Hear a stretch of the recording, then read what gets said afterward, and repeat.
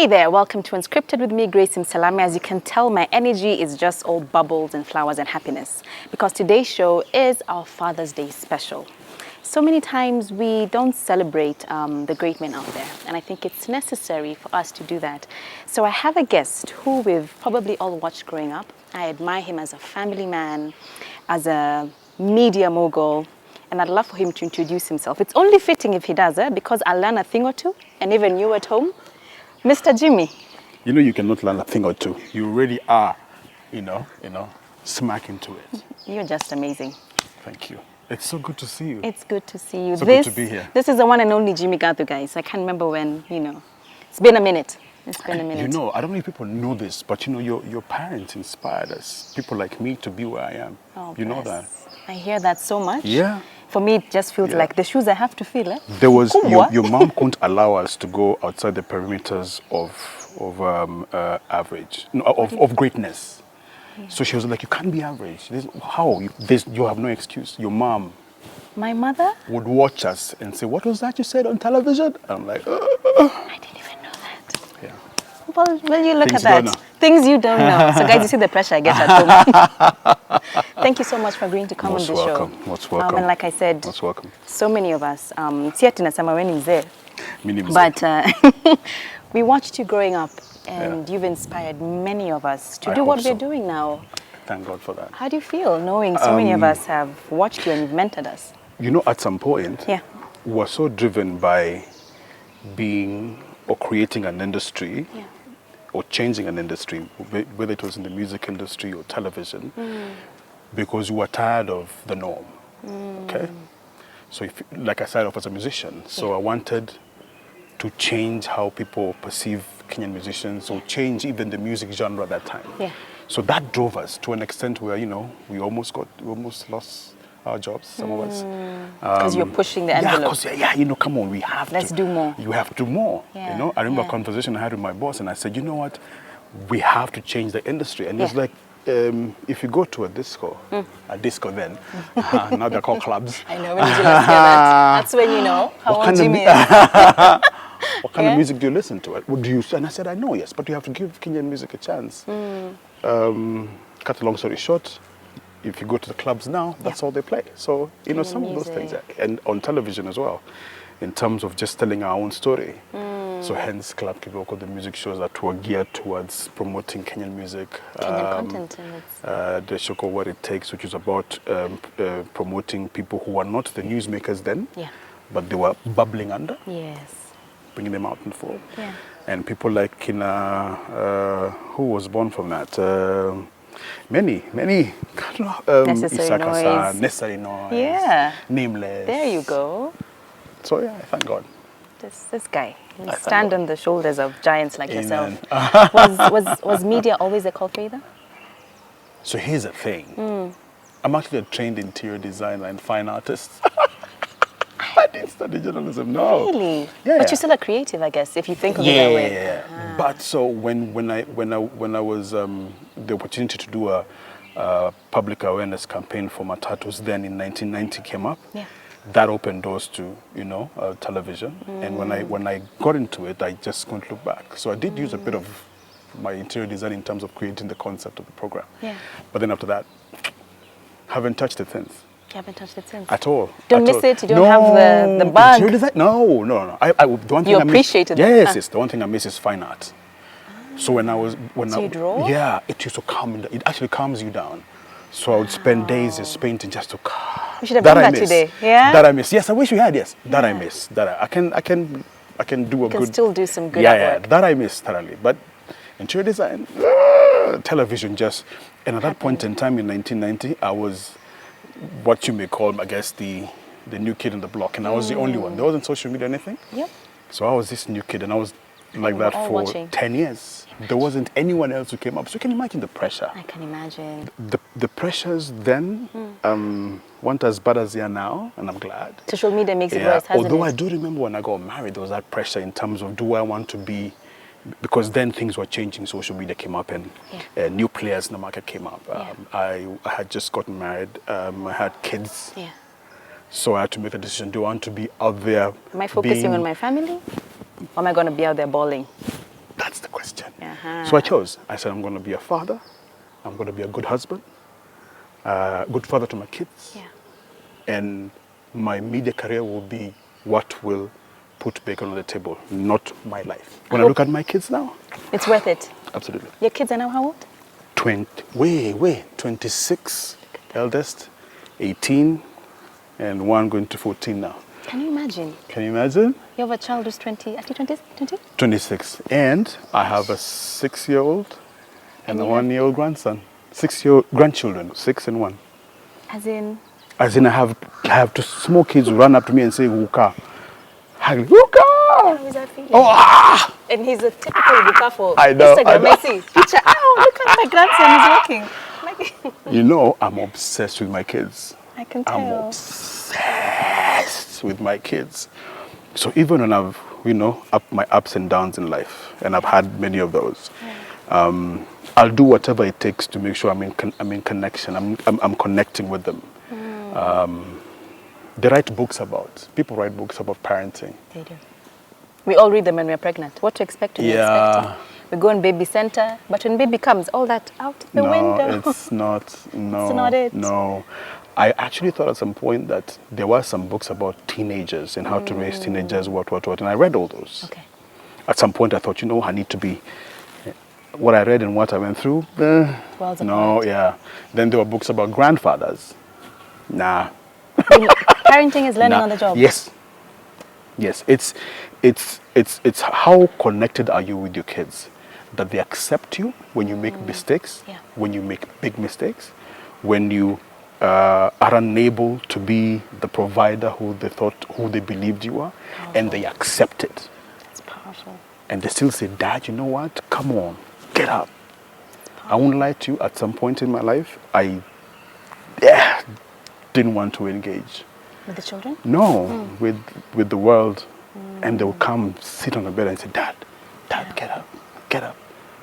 There's one, they told me, Dad, we've got to go to church. And I'm like, girls, I don't really feel it. They're like, yeah, we know, just get up, Dad. They felt it. Imagine, they felt Daddy wasn't That's okay. That's the thing. They see. Guys, don't lie to your kids, they feel it. Yeah.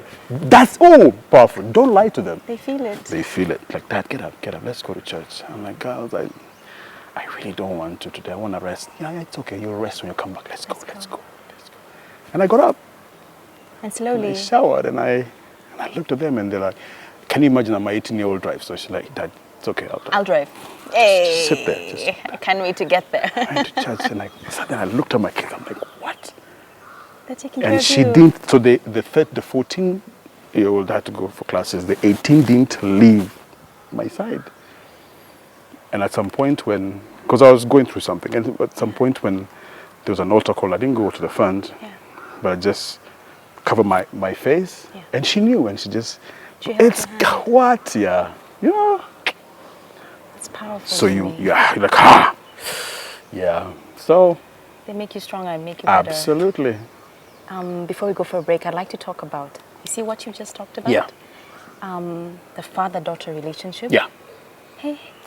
It's crazy. It's necessary. It is. The daddy issues thing never ends. And it starts in that stage, when they're this small. Yes. Always. Talk.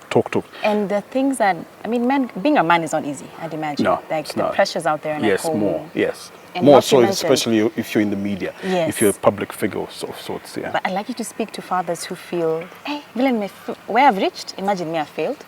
I can't go back and resolve this relationship, or I can't go back and fix this. I'd really like you to speak to them. What would you tell that father who feels like... So here's the thing. I don't like calling them deadbeat. I'm against that narrative. We have to change it. I know. What can you tell that father to come back? Yeah. To your kids, you will never be a failure. Never. No matter what. Unless you let that weigh you down so much so that you lose their connection. To your kids, you're not a deadbeat. Never. At some point in my life, things were, when I was on top of my game, I was declared redundant. I brought up my kids. I gave them things in life that I didn't have. So they grew up a certain way. Yeah. Yeah. They were used to a lifestyle. Yeah, they were used to a lifestyle. Yeah. Then one point in my life, I couldn't give them that lifestyle. And it bothered me. It not bothered, it scared me. I'm like, my God, this is what's going to happen, you know? Yeah. So... But did you feel like you had failed them? Yes, yes. But because of how I raised them and how connected I was with them as a father, Yeah. and I realized the more I told them what I'm going through, the more they encouraged me, the more I was a hero to them. Your connection. Yeah, because they're like, okay, so you're going through all this and you can still engage and laugh with us. You know, for them, it's not about who you're laughing with; it's them. Yes. If I call my dad, will he pick up my call? If I go to the room and he's not feeling conversational, will he still talk to me? Will he still hug me? And so on and so forth. If I have an issue and so on. So, to all the fathers who think you failed your kids and you're calling yourself deadbeats, you just need to talk to your boys or your girls, your kids collectively. Just talk. If you used to do certain things to them in terms of entertainment and you can't, say it, and don't lie. Say I can't because I can't afford it, because I don't have a job.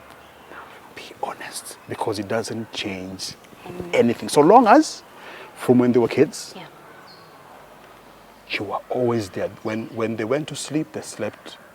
Daddy was present. Daddy was awake with them. When they woke up in the morning, Daddy was there. Daddy was there.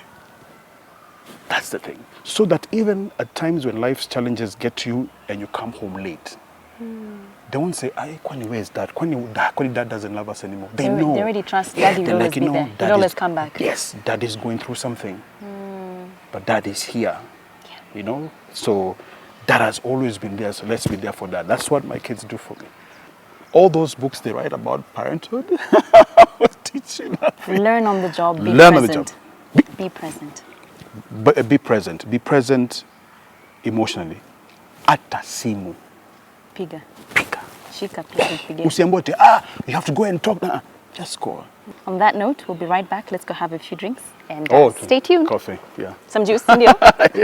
Welcome back to Unscripted with me, Grace. Special thanks to Grammar Suits for hosting us and Jimmy. Nashukuru sana. Karibu. Thanks for coming on the show. Karibu. Earlier, like what you shared, all those nuggets of wisdom. Yeah. Fatherhood. Yeah. Go tell your story. There are no deadbeat fathers, and I'm glad you accept that. There are no dead. Let me tell you. No such thing. If only people knew what men go through. Yeah. The realization, because it is a realization for some. When you realize, hey, I can't deliver. I can't support my kids. It's rough on them, isn't it? What? Yeah. I mean, think about it. At one point, you are that guy who can take your kids anywhere. You can take them to good schools. You can take them to perfect holidays. Yeah. So I buy my kids flowers on Valentine's. My dad used to do the same. Yeah. Okay. So. Yeah. And then one day you can't. It's painful. It crushes. Yeah. And then so people think, oh, this guy squandered his money. Oh, Suji didn't plan properly. Oh, Suji what? And then because a man won't say, the narrative continues. Yes. As the man is there, he's already hurting. Exactly. He's already aware of his, Yeah. So what do? Some guys decide they want to maintain the lifestyle, so they borrow. They're in debt because they want to maintain a certain lifestyle. Or they give up altogether. Yeah, or they give up altogether. If you guys have refused to see that I'm struggling, yeah, tell your kids, imagine I can't afford it. But I must ask, because as we were speaking earlier, if we could, you mentioned your father passed at a young age. Yeah, when I was 8, yeah. When you were 8 years old. And there's this, I've had this quote many times, so you can tell me if this is true, that a woman can't raise a man or a boy or whatever that narrative would look like. Only a man can teach a man to do manly things. Well, so my question therein is, one, is that true? And two, where did you learn to be this dad? Mistakes. To be this husband, yeah? Mistakes. Here's the thing. So, it is true. There's some things a woman can teach a boy. Equally, there's some things a man can teach a girl, yes. Yeah. And this is factual.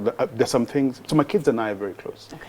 equally, just They're as close to mom. yeah, exactly. So collectively, my wife and I have raised our kids, with a lot of connection. Good. Yeah. Intentional parenting. Yes, exactly. Yeah. And we've, and as they grew older, because we don't have that thing of, okay, so you as their mom, this is your This is boundary. your role? Yeah, this is your role, and Napili this is yangu. yeah. So we don't have that. Is we engage. I see. So what has happened is our kids tell us that one.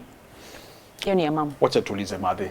And of course I'm like, what do you mean? No, I can say no, Dad. Imagine, yeah, you can, but not really. So we'll ask mom, Okay. and then we'll tell you. One thing though, and I always tell my kids, and they'll tell you that I'm not their friend. I don't want to be their friend. I'm your parent. I want to be their father. They can find friends. They have friends. They have friends who go, but there are things their friends can't tell them. And daddy will. Can I tell you something that happened? I don't know if this is embarrassing. Can I tell you? Go ahead. So, this is how close I am with my kids. What happened? And my kids they're girls. Okay. So they can call me and tell me, Dad, I've forgotten my pads. Can you run to the market and get them? And I'll walk to the market. And I can see how guys are like, wait. My friends ask me that. Did you just go in? Did you just go in there and buy pads? And they think it's for my. You bought pads for everyone. Not for my. It's for my kids. Do what? Men don't do that. I'm like, ha. Not me. Yeah. You wonder why I'm close with my kids? That's why. Pads. I'm like, okay, where are you? Oh, you can bring them to school? Yeah. Okay, I'm in school, yeah. And I dash to school and I give her pads. What I love is they feel comfortable enough to call daddy. Exactly. Because I didn't read it from a book. I wasn't raised that way. Yeah. In fact, I was born and raised in a very strong Catholic and Kikuyu cultured family, where men don't do certain things. I'm not like that. You decided they need balance. Grace, I love my kids. I can tell. That's why I wake up in the morning. That's why I do what I do. Because they have shown me the same thing. And all this we've learned from just feeling, talking. When did this journey start for you? Because yours is a very special story. 1990. Oh, way. Your fatherhood journey. 1994. 94. When I met my wife, she already had a child. And she was so beautiful. How old is she? She was 2. 2 years. First, she was 2.5 months. Yeah. Then I didn't see her until she was 2. Yeah. And oh my God, she was the most beautiful baby I'd ever seen. So my wife came with a package. She was a package. And there was never any question, and any people doubt. talk, no. And people told me, what are you doing? Do you know who you are? Wow. Jimmy Gathu, man. You can get any woman you want. I'm like, yeah, Wow. I want that one. I can't explain it. That one. She's a package. Yeah. That's beautiful. How did you know? How did you know the one? You feel it. Wow. You feel it. I didn't even push Chantal to call me dad. She asked me one day, are you my dad? And I said, why do you say so? It's because, you do homework for me. You buy me gifts. Sometimes you lecture me when I do something bad. And I said, okay, what do you think? She said, I think you are. And then she says, then why are you shy of accepting it? I said, I'm not shy. And that was it. You became daddy. I became daddy. I walked her down the aisle. Oh my God, I walked her down the aisle. How was that moment? I mean, I saw the pictures. They were everywhere. My God. I was like, did you cry? Did you bawl? So did you have a moment of panic? No, so the only time I cried was in the confines of my car. Okay. Not for the whole world. Alone, no. Alone, when she sent me a picture on WhatsApp of her engagement ring. Oh. That one, broke me down completely. What did you feel in that moment? So here's mixed reaction. I'm like, oh my God. First of all, it's a journey that from 2 years of age to 25. Yeah. 25. I've raised a child to an age where I was handing her over to somebody to go and start their own family. For me, that one was like, that was overwhelming. At 16, we had a conversation because she was starting to date and she was becoming a woman. And I sat down and I said, Chantal, so you're still in school? Okay. The birds and the bees talk? Yeah. And I said, in this family, we don't kill babies. We don't. So if at 16 you're going to have a child, that's my grandchild. Come home. Yes. It's okay. However, here's your challenge. You will have to miss school for a year to raise your baby. Yeah. When you go back to school, you'll be 1 year behind.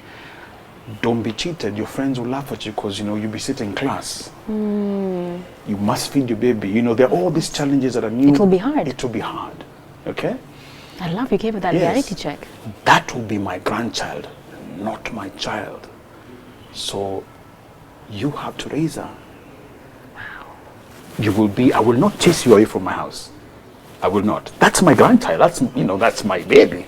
But you have to raise her. So you need to think about it that way. Well done. That's the birds and the bees conversation I had with Chantal. A reality check filled with love. I said, so just know that.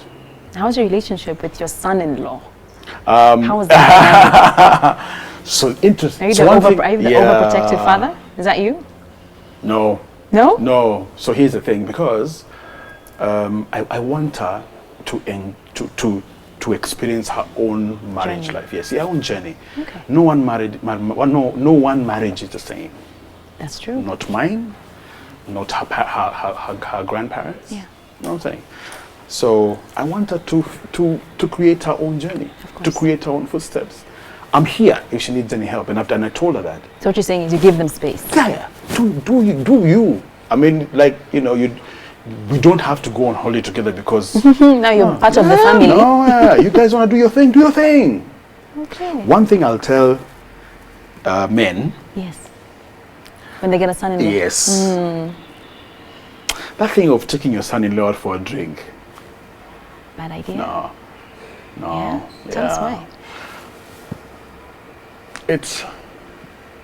I think it's dependent when that happens.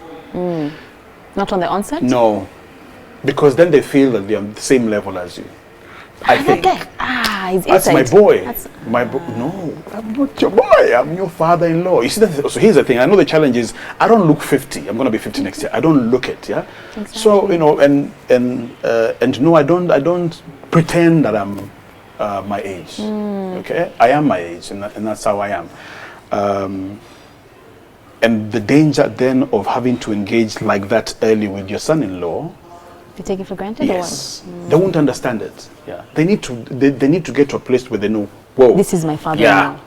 And he deserves a certain type of approach and respect. Yeah. And that's important because it is a reflection of how then he treats your daughter. Deep. It is important. On that note, pick up the phone on this break. Call your child, and happy Father's Day. See you on the other side. Welcome back. Still here with Jimmy Gathu, celebrating Father's Day with this amazing father and human being. We can talk forever, Jimmy, by the way. This show needs to be like 2 hours, 2 days.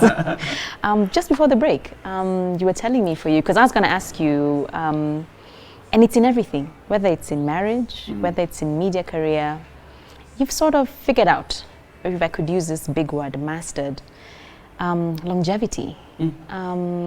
Please tell us youngings how. Like, I came into the media, I watched you, then I came. Jimmy's still there doing his thing. You're back now. How? So I figured myself out 2 years ago. What do you mean by figure yourself out? I found myself 2 years ago. I discovered what Jimmy Gathu, the brand, meant and means 2 years ago. How? So when I came in, there were no mentors. There's no example. No, and no one taught me how to handle bad publicity or good publicity. No one taught me how to handle myself. No one taught me how to separate my professional life with my personal life. No one taught me all that. So everything I did, albeit went very well, I did that on the fly. And that's why the reason why 3 years ago when I hit a snag, I dropped badly because I didn't know how to pick myself up. I see. No one taught me. And also because you never stopped to... So my evaluation, my reinventing myself way back when is because I at that time it was a game of survival. from 1990 Yeah. to 1996, when FM stations came up, Yeah. media was changing. Yes. And I didn't want to lose, so I had to learn. Reinvent yourself. It was survival. I had to survive. I didn't want to be in a, because that's all I knew. That's how I knew how to put bacon on the table. That's how I knew how to feed my family. But it's important to reinvent. But I didn't have that knowledge of, oh, so this is what it means to be me. This is what it means to reinvent. Got it. This is what it means to be a father, a husband, as while being in media. So this is what happens. This is how you handle this. This is what you do here. This is what you not do here. Yes. So when is your rock bottom, Jimmy?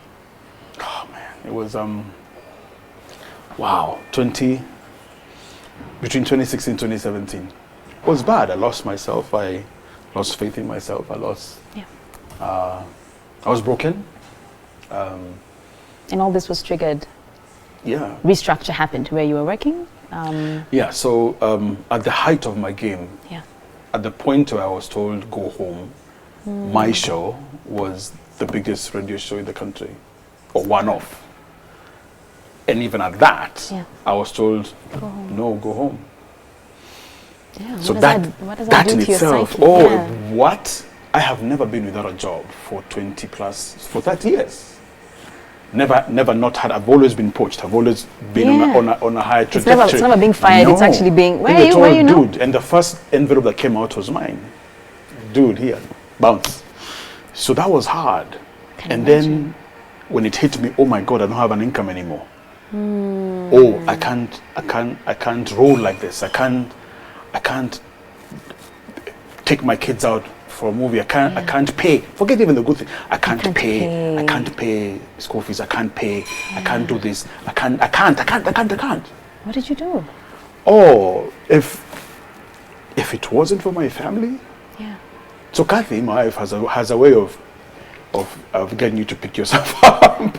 Tough woman, a very tough woman. I know So that. We need that sometimes. She cleared, and then at some point she realized, hey, okay, now this guy needs to get up. Yeah, she's like, what's the plan, eh? Yeah. So she's like, hey, stop feeling sorry for yourself. Get up there. There you go. We have kids to raise, eh? So you can't be this sorry for you. Get out. It's time. But she gave you a season. Yeah. She let you. And then she's there. Do. Hey, wake up. What's your plan? What are you doing? Done. I'm like, I really don't feel. No, you can't. Get up. Look at those kids. We have to finish. We haven't done. We're not done. Right? We have one planning for a wedding. Come on, get up. Wow. Yeah, you need to lose weight. So let's go. So I'm going to put you on a regime. Wow. How I looked on during my daughter's wedding was purely my wife's thing. She took a picture of me before. No way. And she showed me, yeah. Get up. You can't feel sorry for yourself. Who do you think you are? Come on. This is what men go through. You're a man or what? Get up. Snap. Before it was tough. Yes. When I think back about it, if she hadn't done that, I wouldn't be sitting here with you. When men are told you failed, so they withdraw. Yeah, naturally, that's what they do. So you can't even call the kids, because I think the kids will also say the same thing. The kids don't even care about It will that. shock you. Call them. My kids know. Dad used to, now he can't, because so the little that you give, they're like, Dad, whoa, Dad, well done. You know, yeah. So just call, phone call. How are you? It doesn't matter whether you're outside, whether you're in a place where you think you don't belong or you're no longer needed. The way to get back, make it a phone call. What's been your biggest life lesson with everything? As you approach 50, dude, and you look 50. Nothing like 50. I think finding yourself is key, because once you understand who you are, then everything kind of rolls. Makes sense, kind of. Yes, makes sense, exactly. Like I told you, no one taught me what I know about fatherhood. Yeah. And I've made many mistakes. No one taught me how to be a good husband, and I've made many mistakes. Yeah. It's just that you just have to be real. You're like, what? I see it. I'm sorry. You engage with the kids. Hey, this is happening, and you can see they need their father. You can't say, I can't because I'm no longer that kind of guy. Yeah. I don't know if people know this. At some point in my life, my plan was to be a preacher, a street preacher. I fasted and prayed for 31 days, drank water only for 31 days. because I wanted to go and okay. But this was a journey introduced to me by somebody. But because I wanted the truth, I decided, no, let me just go this alone. So I fasted and prayed for 31 days in October 1987, 88. Okay? Didn't get the answer that I was looking for. Yeah? And then, went through life. At the point 2 years ago when I was down, that memory came back. And I went back and I told, God, I can't fix myself. I can't fix things. I don't know how to fix my relationship with my kids and so on and so forth. You know what I'm saying? Help me. So again, if it wasn't for my wife, whooping me up, and God, things would not be the way they are now. What does Jimmy want to do? How are your 50s looking? Oh, they're going to be great. So I'm coming back for sure. But now the thing is that I know what I'm coming back for. And to reveal it very soon. Okay. You'll be the first one. I tried, guys. You'll be the first one I'll tell, for sure. So I know what I want. And hence, if I tell you which station I'm going to go back to, you'll laugh. People will laugh. In fact, that's the thing. When they see, they'll be like, what? Really? But I'm going back. You're working on that? Yeah. Okay. Let me put it this way. I'm going back where I started, so you figure it out. I'm going back where I started. Got the answer? Yeah, because I now know how I want this journey defined. Initially, it was all glamour and excitement and whatever. But the next, inshallah, 10 years of my next journey in the media will be defined. I know what I want. I know what I want to talk about, and I know how and I know who I want to talk to. It's purpose. And how it's going to impact not just my viewers or my followers, but the country at large. To those at home who, like you said, in this age of social media, where you're trolled, where you're this, where you're... Speak to them. What did that teach you? What's that thing called? So it doesn't... Break you makes you stronger? Yes. I experienced that.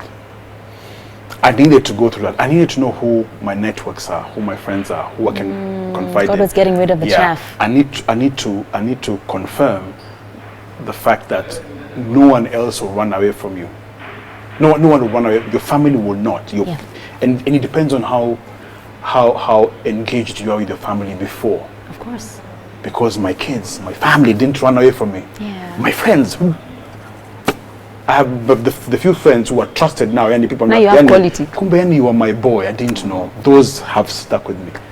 Can't even judge at this corner. Okay. Same here. Everyone else, laughed first, then took off. It was a learning experience. I needed to feel that pain to be able to then be allowed to be broken and say, okay, sir, so you tell me now where you want me to go. Who do you want me to engage in?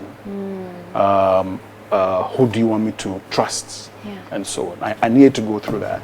Thank you for taking that positively. I think to men who don't know how to handle being broken. They think vulnerability is a weakness. Yes. And I think that's why we need to speak to more young men. The age of depression and suicide. I feel like that cycle needs to stop. Exactly. Here's the thing, there's hope. There's hope, and I think what society needs to do is not to try and reinvent man. Men were built or taught by their fathers not to cry. Yeah, from this age. Yes. It's a good thing. Oh, okay. Yes, now I'll tell you why. Tell me. Because men are different from women. They process things differently. Yes. And men are not looking for that to be changed. So don't tell a man it's okay to cry. I mean, show your emotion. No, just let them be. Don't change a man. Just let him be.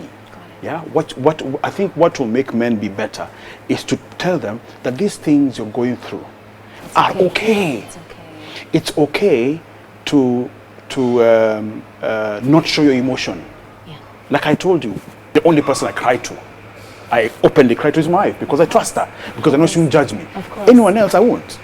Just like how I'm sure your mzee or my father, your mom will say, oh, that guy would cry. Yes. Because like, woo, guy was, that's how a man is. Yeah? That's his safe space. That's a safe space. And that's it. Exactly. Yeah. So, but what we need to do is also now for these young guys is to show, explain why men are like that. Not change, explain. Just help them understand. Help them understand that it is okay. What you're not going to through be, is okay. It's normal. And this is how we deal. Yeah, yeah. If you don't want to talk to people about it, Go find a sport. man. Find a man to talk to. Find somebody. I said here, talk to anyone. No. Find somebody you trust. Because let me tell you, another thing I figured out. Don't trust everyone. Oh, gossipers in this town. Are not women. They're not women. They're not women. Yes, and your That mama. thing killed me, Grace. It killed me.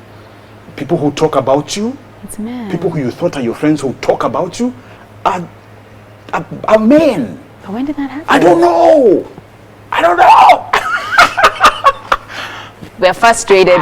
But you see, that's the thing, because so for me, I'm like, don't try and change a man. Explain himself to him.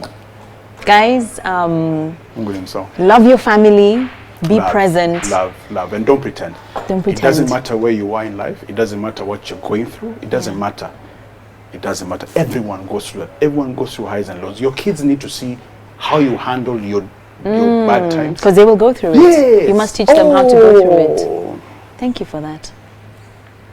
If you pretend, then what happens? I hope you've taken all the notes. I know I have. We're so grateful for coming on the show, Jimmy.